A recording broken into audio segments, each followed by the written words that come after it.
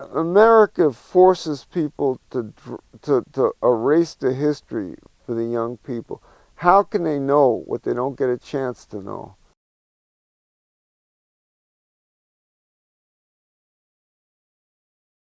I think I'm going to die, and if I don't have someone to inherit this shit, it's going to go into a dumpster.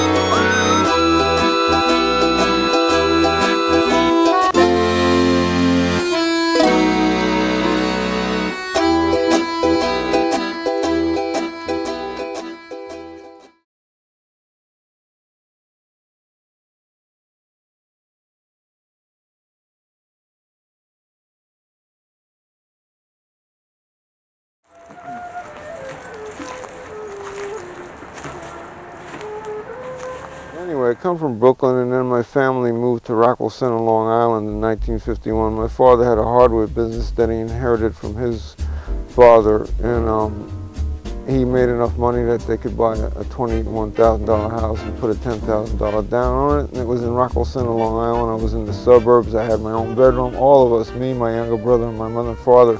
And and then it was the suburban life. And I went to high school, and I had a 50 Olds convertible, and then I had a lot of 50 Olds. I was a typical guy. I loved 50 Olds, and I had a 49 Cadillac, torpedo back, a 38 Chrysler, 36 Buick. I used to sell them to make a little money, and I was one of those kids in the suburbs, a car kid. And then he knew just what to do.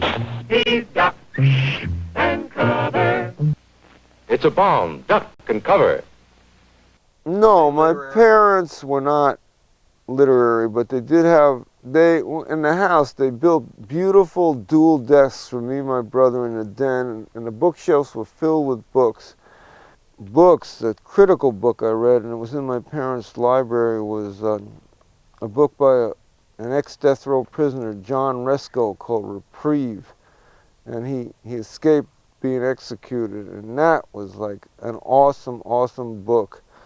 And I read, I was a Tarzan fan. I had all the Tarzan books. I had all the, I loved Tarzan. That was very romantic to me. And I forget the other one, the Hardy Boys. I read, this is all in high school.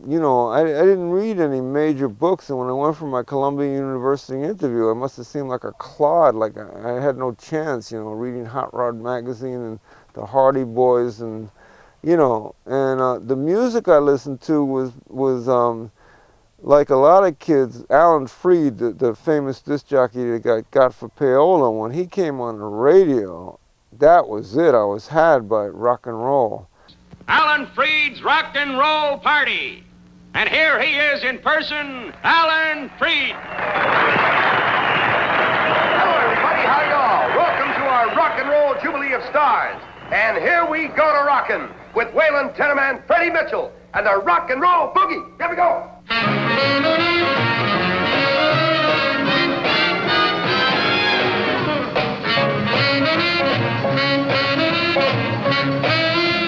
Rock and Roll Boogie. And I went to his shows at the Brooklyn Paramount, and actually that's how I fell in love with music, because he had an amazing band backing it up with Sam the Man Taylor on saxophone, Big Al Sears on saxophone, and Panama Francis on drums. And the thing was that Tommy Small had a show on WWRL. He was a black disc jockey. Same thing, but his shows were at the Apollo. And I had enough fear going to the Paramount because this was gang time. This was the gang era of all the gangs. And, you know, I'd go into the Brooklyn I came from, but it was a little bit dangerous. But I went, and I fell in love with that music. And that's virtually all the music I listened to. And that was my start of music, R&B and the tenor saxophone only from the get-go. When I heard Senator Mantell and Big Al Sears, chills went up and down my spine. And that's how I graduated, you know, destinially into John Coltrane. When all my friends went away to college and their parents paid, I didn't know what the hell I wanted to do in my life, and I didn't want my parents paying for me. So I went to a local college called Hofstra, it's now a university, and I was there a year, and I was dying, you know, in Long Island. I was sick of it. So actually, I saw a football game on television. The guys in the blue jerseys with the golden helmets kicked ass. That was UCLA. I'm saying, that's where I'm going to go. So I didn't even buy the textbooks for a lot of my classes, but I was somehow ranked 36 in a class of 720 at Hofstra. Don't ask me how. It was ridiculous. But anyway, so I got accepted to USC immediately, but UCLA was a state school and it was only $324 a semester, where SC was private. So I got accepted to UCLA. My mother said, you can't. I said, Ma, I'm going, I'm gone. And so, you know, that's why I went to UCLA. That's how it happened.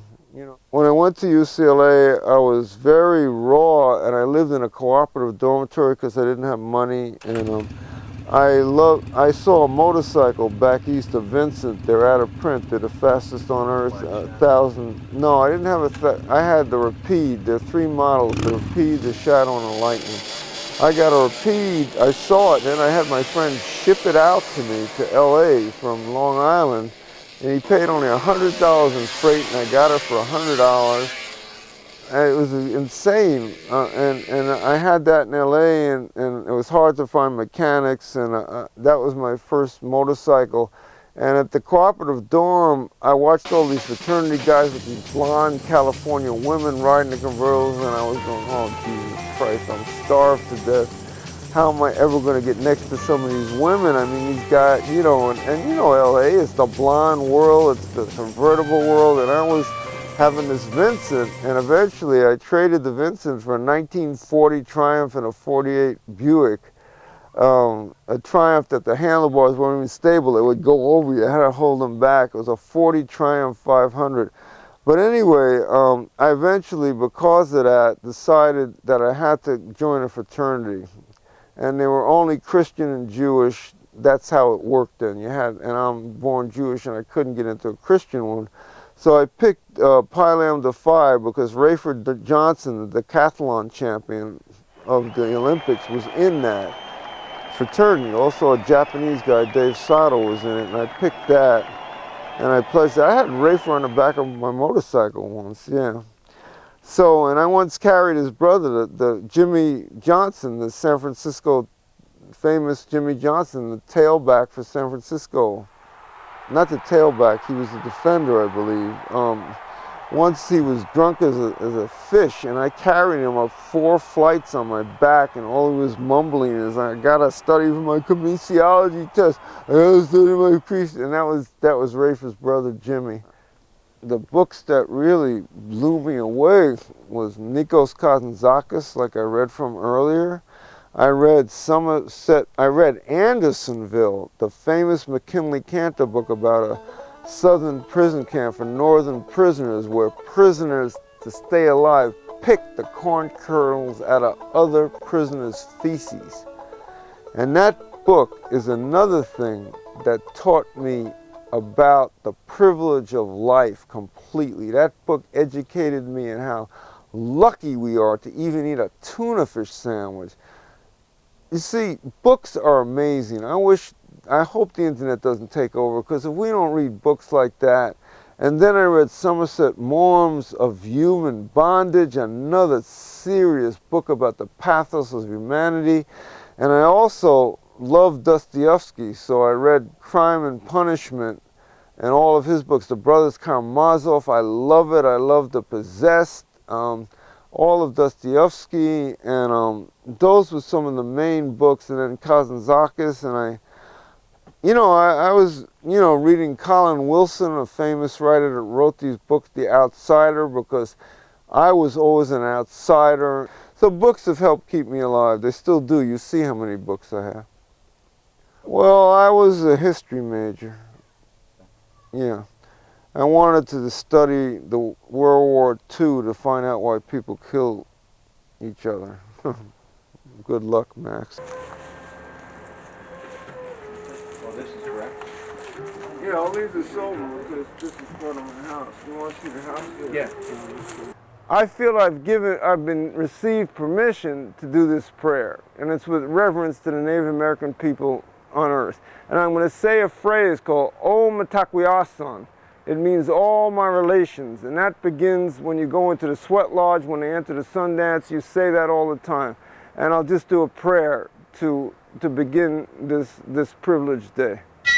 O Matakwiasan, all my relations, grandfather, light spirits. We pray that this beautiful day blesses the entire earth. We pray that the human race learns to live in peace, and all the war zones, especially now in the Middle East, that the Palestinians and the Israelis find a solution of harmony, not killing. We pray that they learn all over the earth, because we're weak and we react violently too much of the time. It's an earth seized by violence. And we pray for the permission to gain the compassion that we cease the violence and enter a peaceful way of living. We pray for all of our relatives alive, that they have good health, that they have good lives, that they have shelter over their head, that they have food to eat, that they have a job to go to so they keep their families alive. We pray for all our departed family members, that their spirits are with us right now and their spirits are in peace because they gave us our lives. It's from them that we got our lives. We pray for the four directions, the earth, the fire, the air, the water, the beautiful air that nurtures us. May we praise it forever. The fire that keeps us warm, may it persevere forever, and may we honor it. The beautiful water that we swim in the oceans, that cools our body, that lets our ships sail on it. We pray for the sanctity of the oceans, and we pray for this earth that is so generous to us, that we don't damage it and rape its trees and destroy its rainforest, that we learn to not eat hamburgers with impunity, because we need the rainforest, because the global warming is happening. And if we can do anything, each little thing each of us does to prevent that, we pray we do that. We pray for the fishes, the whales, all the swimming creatures that are so graceful and beautiful, that give us sustenance to eat. We pray for all the four-legged animals, the cows, the bulls, the sheep that give us wool, the cows that give us milk. We pray for all the flying ones, the beautiful birds like the blue jays that come to my yard and make me so happy. All the birds, the eagles, the sparrows, the meadowlarks that sing and give us hope. We pray for all of the people all over this earth, regardless of skin color, because we're all of one color. That color is the human heart that keeps beating. It has no color except its beat. We pray that we give homage and understanding to every type of person, no matter their color, their ethnicity, their religion, their non-religion, because it's one earth of harmony. We pray that if we can digest compassion for all people and compassion and stamina to keep this up throughout our lives, that we will have a peaceful earth like it is now. It is so generous, and if we make it peaceful and we harmonize to work together to preserve this earth, we will have an earth that is so much more beautiful to us. And we pray for that sun up there, that beautiful sun that keeps us alive, without which we would die. The holy sun, the wondrous sun. We pray that forever that star keeps burning. And the sky, the stars, we pray that the stars keep persevering and shine, and we give our heart to the sun, the stars, the sky, and the entire universe. We pray that we ingest into our souls the ability to be good, giving, loving human beings for all our lives. Om Matakwiasan, all my relations. Washte.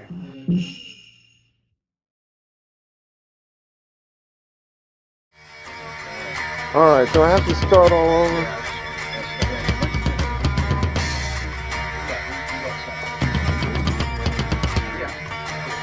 So I gotta say what I said before all over? Yeah. Okay, the way I met Jim Morrison is my ex-old lady Liz, the only woman I ever been in love with, was in his class, and she came to me, said, I met this interesting guy in class, and you know, would you like to meet him? We became like a family, we became very close. He eventually lived with me for 2 months. And, you know, for his first film, he asked us to be in it. So I was fighting with Liz. I was split with her. I wanted to kill her, but we made a commitment, and I keep my commitments regardless.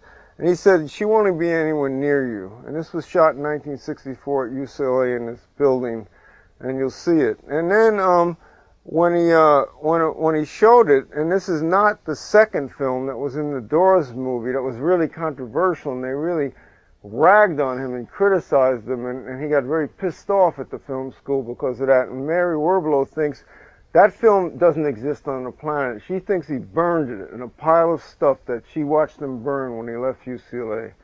And so I have the only existing film, and then I said, Jim, I'm in love with it. I want it when you're done. He easily gave it to me. And, you know, and so this is the film, and I'm now going to turn it on, and you'll see what it is.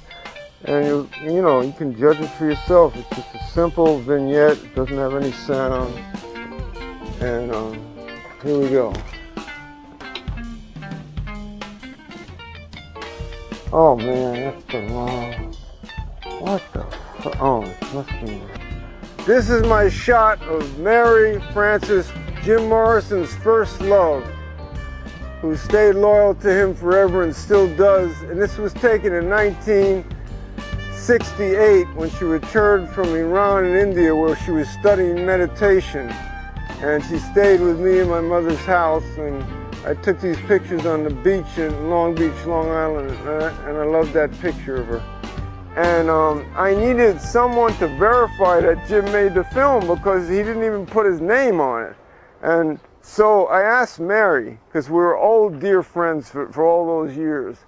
We were like a family together when I was at UCLA, and she's fiercely allegiant to preserving Jim's memory and not letting anybody tamper with it. Oliver Stone, she wouldn't even talk to him, but she found him to be a cordial man when he made the movie The Doors. But then she froze on me. She said, that film is not even anything that Jim would be proud of. You can't let that out to the world. No. And she went ballistic at me, and she was yelling at me. I said, Mary, please let me read one poem. She went, oh, Max, that is so beautiful. That is so beautiful. That's you. Oh, God. And then, sadly, after that, she reverted back to not wanting to speak to me.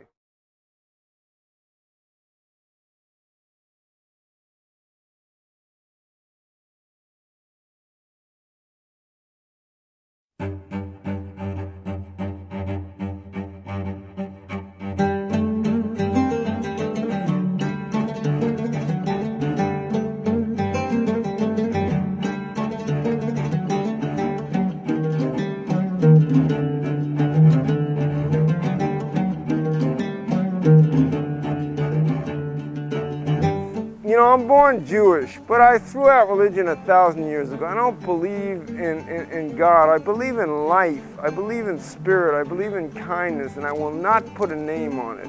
I cannot put a name on the way the earth manifests. The earth doesn't say to us, I'm God, and if anything is a God, it would be the earth.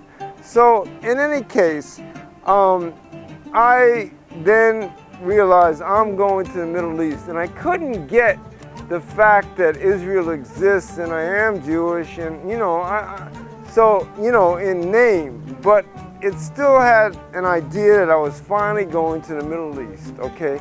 And I was sitting in the airport on the ground with all these Arabs around me, waiting for the plane to come in Belgrade. And I was just like so thrilled that, I was almost crying. What kind of a life, how much bliss can I have that I'm getting a free ticket to go to a country in the Middle East? And when I was there, I became extremely popular all over the country. So this picture is in Basra, Iraq. That's the most beloved poet of Basra, Badr al-Sayyab. He was a poor poet, a wonderful poet that struggled against the prior regimes to Saddam, because they had very vicious rulers prior to Saddam. And this statue is right in front of the Tigris-Euphrates River's confluence. The Tigris-Euphrates, that's a cradle of civilization. Okay, before I start the poem, I want to show you some of the 1,500,000 children we have murdered with the sanctions. This is another cute little girl. She looks like a Norwegian. This is not a dirty, filthy, thieving, terrorist Arab. This is a little girl. She could be your own daughter, for God's sakes. He's just curious, but he wants to know me. And that is a picture that shows the innocence and beauty. Listen, of all the television coverage on Iraq and the American image of Iraq in the public eye, it's Saddam. They have no idea that they have a full culture, that they have great cultural institutions, and that they have children that look like this. World Trade Center mothers, I beseech you, World Trade Center people, and our politicians, I beseech you to tell me, how are these children's deaths, 1,500,000 because of the sanctions, any different than the children that died in the World Trade Center? What makes American lives worth more than these lives?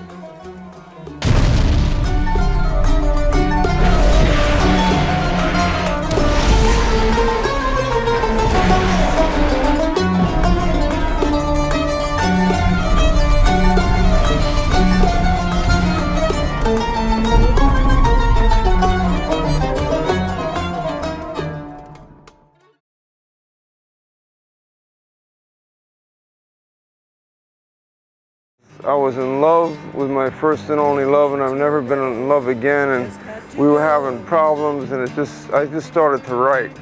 And I also started to take pictures of her, and then it never stopped. So it's goodbye, first love, and I hope. I asked Jim to use my Brownie, which is in the bedroom. I had a Kodak Brownie to shoot pictures of me and Liz, and he took 3 beautiful pictures, which is 2 of them are in there.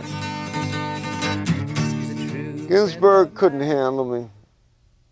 I wouldn't bow to his will. Alan and I are sitting next to each other in a bar, and he said, "Max, do you always have to scream your poems? You don't get peace by screaming." I said, "Alan, did you ever hear of passion? Passion. I had to scream. Our arrogance is the obscenity of all history." I have him in his class gasping at an improvisation that I did. And he just looked at me, and that was that. That's me when I was a probation counselor in LA in 1965. You were a probation counselor in Los Angeles in Yeah. 65? Yeah, I don't want to get into this because it could get me into trouble. But my life was threatened by a prison gang, okay? And I needed to get a gun to carry around in case they ambushed me. I'd get one shot off, and this brother was going to loan me a gun. And this guy was fearless. And when the Angels fucked over his friend, Sonny Barger, the chief of the LA, the San Francisco, Oakland Angels, He walked into their garage with a pipe bomb in his hand and said, "Don't touch him." And they knew how crazy he was, and they let it loose. And then there's a guy named John DeBella that wanted to fuck my old lady, and that's a fight I got in. When DeBella came over to where Liz and I live, he brought Manzarek with him. And I said, "Hey, Ray." And DeBella was a 6'2" Italian guy that was trying to intimidate. He said, "Hey, I come from Brooklyn." I said, "Yeah, I come from Brooklyn too, man, okay?" So I basically told him, "Not until we're through do you dare touch her." And basically he violated that. When I found out, I went ballistic and I wanted to kill him. So I put 23 stitches in his face. So that was the only fight I've been in. Jim gave up his address to me. And eventually, when I asked him, "Why did you give it to me?" And he said, "Because, Max, you were the avenging angel of death." Morrison said that? Yeah, that's why I gave you his address.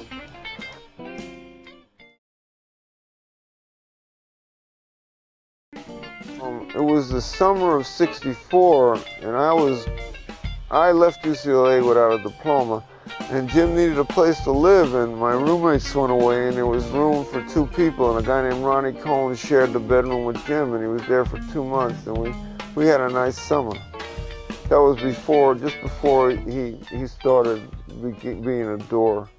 His didactic wanting to shock your universe out, and sometimes very gentle and wonderful, but like he used to like to read Passengers from Burroughs' The Naked Lunch just to gruesomely shock us because nobody knew that book at then. It's totally reflective of Jim's attitude towards life. That is him 1,000,000%. It's that disdain for anything that could ever stop him.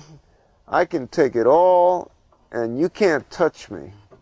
And he was wrong because he got touched by drugs and that's how he died, which is a tragedy. You have to be touched. You're not invincible. You who stared into the sun mocking it. I wrote that on his tombstone, you know, and he was like that. But it wasn't oppressive. It was just his way. He wasn't heavy-handed about it.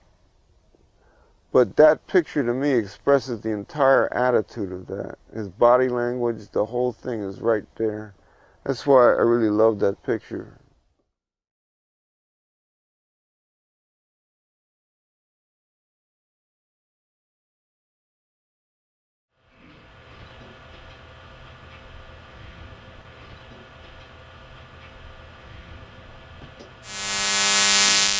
Well, all societies must have some moral structure. I mean, otherwise you just can't have a society. You must understand rules, the way you behave to our neighbors. And even if the societies consist of machines, they must have a machine language so they can agree to react together. So morality, in some way, is essential and universal. My name is Mallory. This is Mickey. Al, you doing, Kahosh Mekenza. I don't want to make contact with another civilization, except at a safe distance. It might be like the North American Indians making contact with the white men. I bet they wish they had never sold Manhattan. still demons here, man? I think we're the demons. The United States and the Soviet Union have managed to booby-trap the planet with about 60,000 nuclear weapons, with a little help from Britain, France, China, and Israel. A tiny fraction of those weapons is enough to destroy the participating nations, certainly, the global civilization possibly, and the human species just maybe. Professor, I think I would like to retreat a little bit into poetry myself, because it's nearly 150 years ago since Matthew Arnold wrote his splendid poem, The Future. But what was before us we know not, and we know not what will succeed.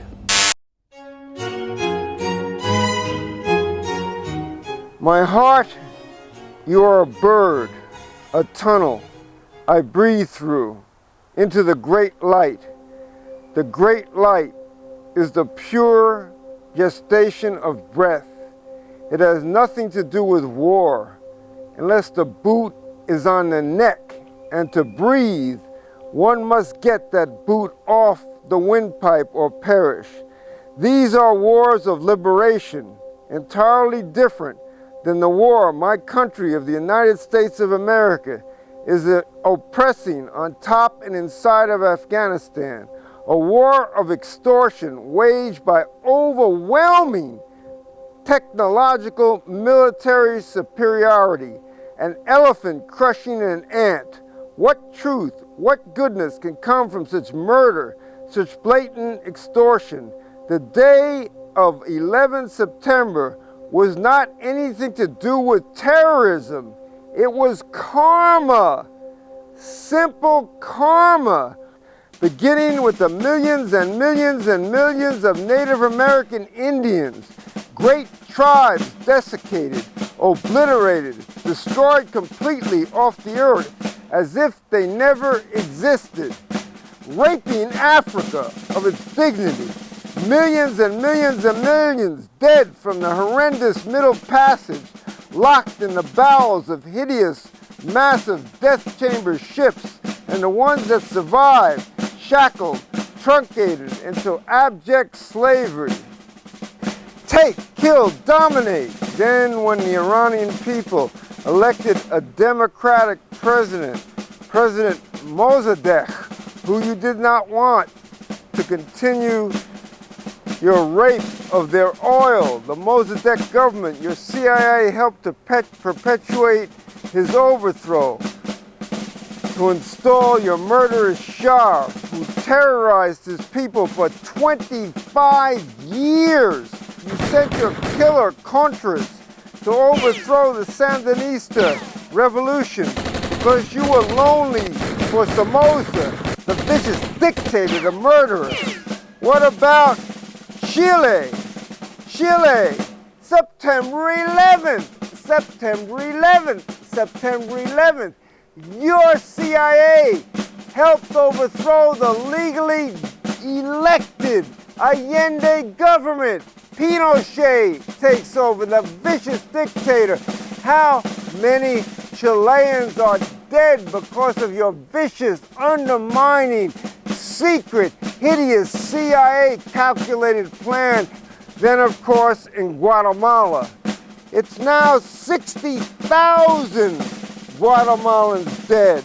And then across the ocean in Vietnam, who has been fighting to be free on its own terms for a century, its leader, Uncle Ho Chi Minh, reached out to you for acceptance, quoting your own constitution to you, the same constitution that you are now stripping, obliterating in your pronounced endless war. And of course, yes, we have much Marines stationed in their holy country of their Prophet Muhammad, Saudi Arabia, run by vicious rich sheiks who keep a stranglehold reign over Saudi Arabia for oil. The terror we've inflicted has returned to us. You cannot keep murdering everybody else on earth and never have it come home to you. Karma, not terrorism. September 11th, karma.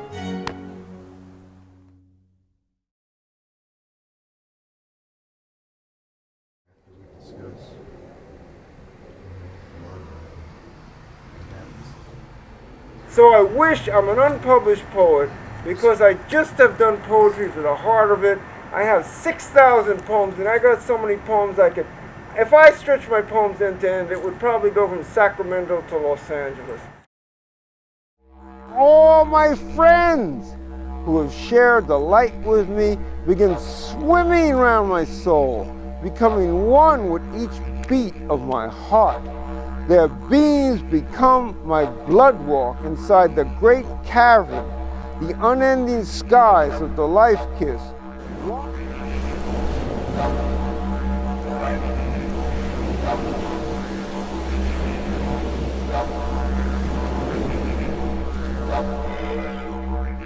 Each small flow of the blood becomes of earth's sunlight as the heart covers the room, inhaling spirit voices inherent in all things alive, inside of all memories.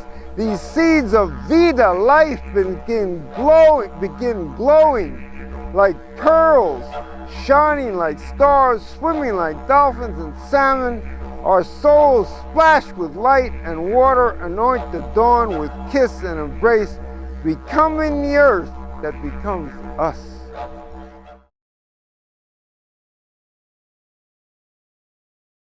And then I met a mad Misty, a wild woman at Barney's that I took on my motorcycle, and she came back to my apartment and we fucked, and she let me take these wild nude pictures of her. But other than that, I didn't find anyone. Because I was in love with Liz. I think I have her mohair sweater to this day. I don't know how I got it, but I think I inherited it somehow. I don't know if she's alive or dead. She had a brain operation. You know, we split in '66. And when Jim was also split with Mary, he used to go to a place called Bogey's.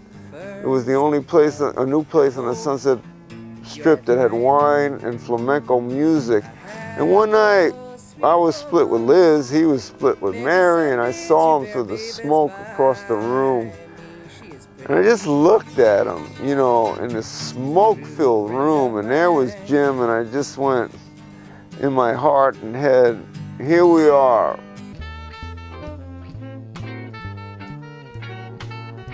The one wonderful moment that we had when Rich Merrill, the guy that priorly lived there, Jim, Mary Werbelow, Rich's girlfriend, Liz and I, we had a swimming pool because we lived at 2301 Roscommere Road for $250 a month at the top of Bel Air. And we were in an apartment building with a swimming pool. We all had a beautiful, wonderful day in the pool, and we made a big steak barbecue. And to me, that was the last moment of our innocence before we went out into the real world. That was a precious afternoon of just pure fun, friendship, and joy. We were in that same swimming pool, me and Jim, and this guy Dick Glantz arrived, and he said, we didn't know what acid was. He said, this is LSD 25, I want to tell you about it. So there it was, and you know, and he told us everything that he felt about it, and Jim was into it 100%. I was skeptical. So it wound up that Jim's first trip that he took was with my ex, Liz, and then I felt I had to take acid alone.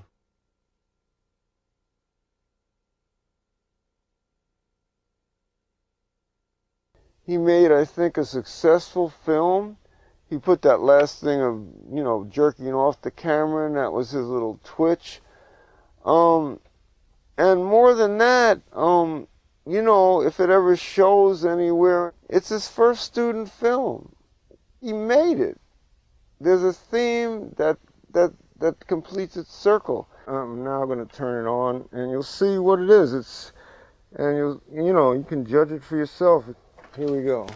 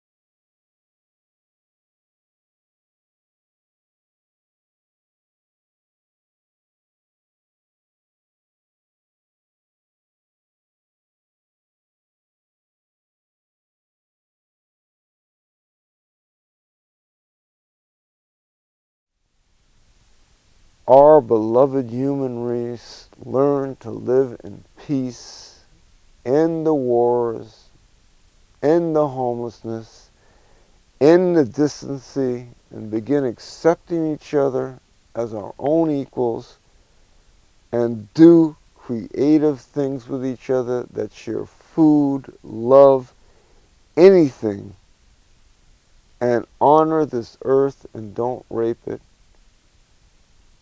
and then I would be a happy man. Thanks, man. You're very, very welcome.